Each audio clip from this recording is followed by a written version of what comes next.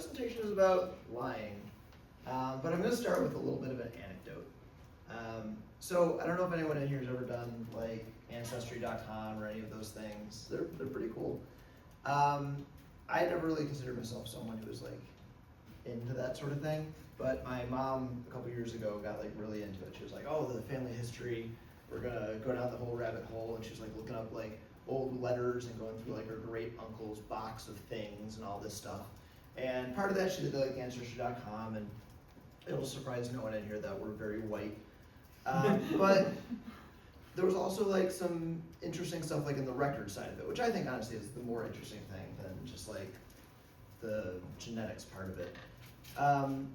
So anyways, she went back and back, and so my father's grandfather, who was, the Hannon is an Irish name, was in Ireland, but he actually married oh no, it went 2 clicks, I spoiled my thing.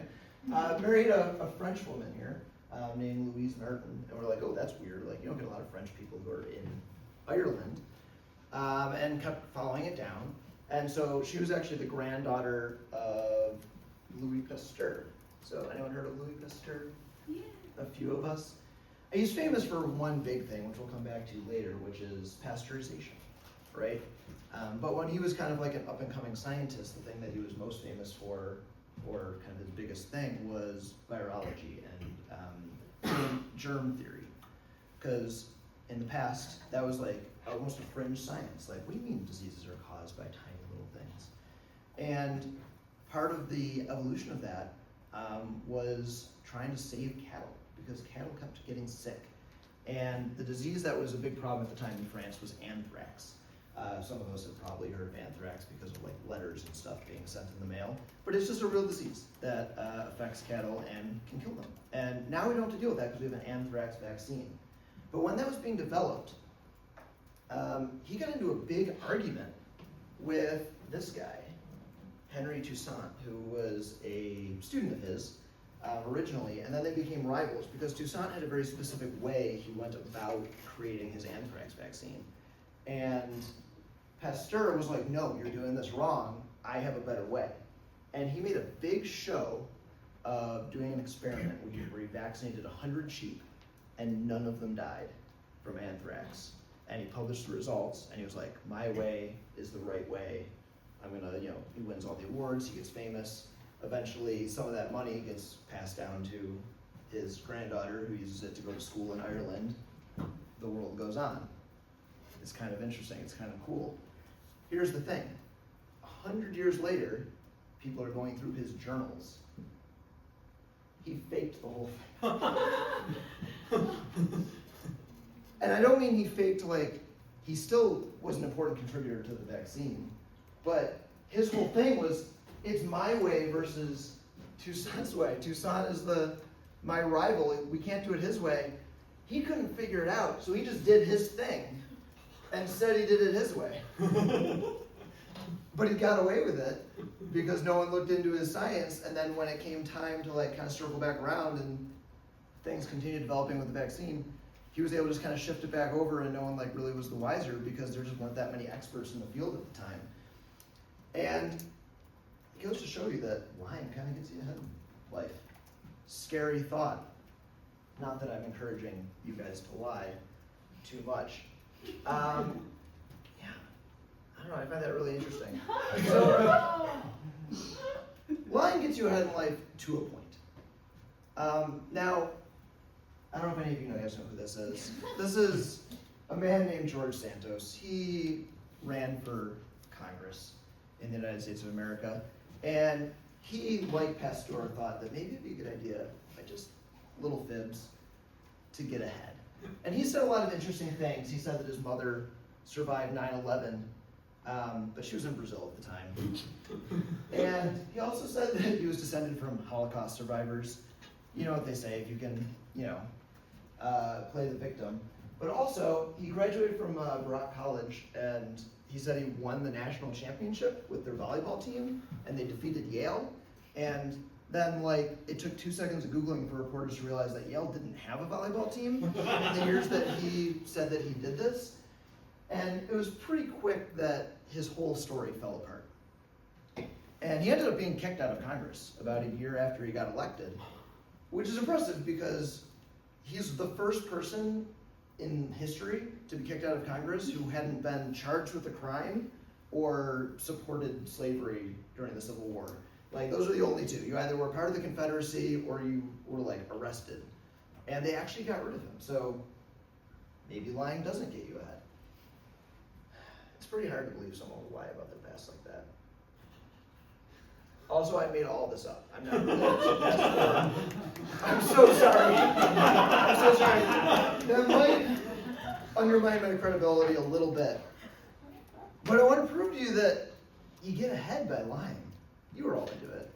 It was a cool story, wasn't it? I think it was a pretty cool story. So lying does get you ahead. Here's a portrait of Donald Trump when he was healing someone, I think. This guy's on the record saying a lot of things that maybe are true, maybe are not true. I've got one up here, right? He has a penthouse in Trump Tower, and he told his bank that it was 30,000 square feet because you get loans based on this stuff. It's really beneficial to inflate it. But it's actually 10,000 square feet. If you want to round up, you can, but that'd be lying. And,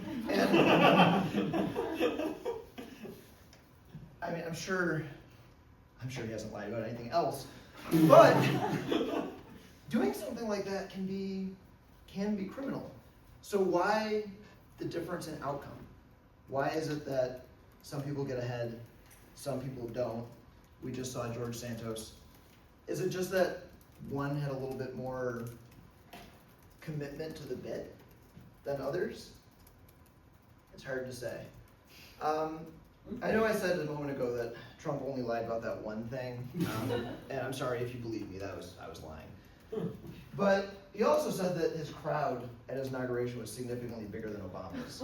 And you might remember that his Sean Spicer, who was his press secretary at the time, kind of doubled down on that during a press conference, and then Kellyanne Conway, who was an employee of his, told everyone that it's not that he was lying, it's just that he had alternative facts. It's a famous thing. So we moved into this post-truth world. And I worry about this because I'm like, what does this mean for society? This is a graph showing public trust in institutions. So they asked people, do you trust the government, basically? And if you said, yeah, mostly I trust the government, this is the percentage, right? You can see it dipping a lot over the years. This is actually a graph about smoking. This is a graph about public trust in government. I was actually surprised because it's already pretty low by the time we get to Obama, who I think was largely a pretty trustworthy president, aside from the whole healthcare thing. The big lie that year was that you're going to be able to keep your insurance. I don't know if you remember that. I'm not declaring that the big lie. That was Times Magazine. But overall, I'm not speaking for myself. I mostly liked Obama. But it's low, and then you look up during the past, and you're like, almost 80% of people were like, yeah, the government's pretty legit. We buy what they're selling. And this might seem innocent, but trust in public institutions is kind of a bedrock of our society. It can have really, really important consequences. So, I don't know if anyone here has heard about the raw milk fad recently. It's popular in some parts. I've had people pregnant people tell me, which is the scary part, that they're going to raw milk because it's healthier. And thanks to Louis Pasteur, the guy I'm definitely related to, we know that pasteurization kills germs, right? It kills, the big one is listeria in milk. Non-pasteurized products give you an 840 times higher chance to get sick from dairy than if it's pasteurized. That's the fact. That's science. Here, PubMed. I swear I'm not going to switch to another slide where it says something different. That's a real thing, and people die from that. And that's not even getting into all the vaccine stuff recently, right? We have a person in charge right now of the United States Health Department who did a lot of publicity against vaccines just a few years ago, and actually did a specific outreach against vaccines in American Samoa, which then led to a measles outbreak where over 100 children died. He doesn't feel any responsibility for that, but he's in charge of the United States Health Department right now, so it seems like lying kind of worked out for him. The question I have is, what can we do? Because we've only got a couple options, right? You can fight fire with fire. You can be like, well, if some people are getting ahead by lying, I'm going to lie too. I might as well. It seems to be working. Unfortunately, I think that leads to apocalypse, because if you break down, which is pictured here, I went to the future and took a picture. If society breaks down, if you can't trust anything in the public, all of the systems that rely on trust, from banking to science to our currency, starts to lose it. It's like every man for himself, right? Option B is we got to bring back shame. This is a thing from a show that no one cares about anymore, but you kind of need it. And then this is my last point. We have to be open to being real about the lies we tell. I'm going to just try a very non-controversial topic. I got a picture of a straw man, because I'm sure you guys are familiar with the straw man fallacy. I won't get into it too much here. But when people say stuff that we know isn't true, it's important to stand up and call that out, even if it's supporting something we believe in. I'm not going to pick a side here, right? But we know some people, when it comes to this topic, say, oh, the other side, they just want to control women's bodies. If we're honest with ourselves, we know that that's not true. The people on that side, they believe that fetuses are babies. We don't necessarily agree with that. You don't have to. But they do. That's why they're doing what they're doing. And then on that side, they turn around and go, oh, they think it's okay to kill babies. That's not true. Right? They believe that fetuses aren't babies. Right? There's a disagreement about certain things. If we are fair to our opponents, if we really take the time to think about what is true and treat each other with trust, I think then there's a way forward for society. So in the end, this is about keep trusting. And hopefully no one else who comes up here and does a TED Talk today tells you a bunch of stuff that isn't true. Thank you.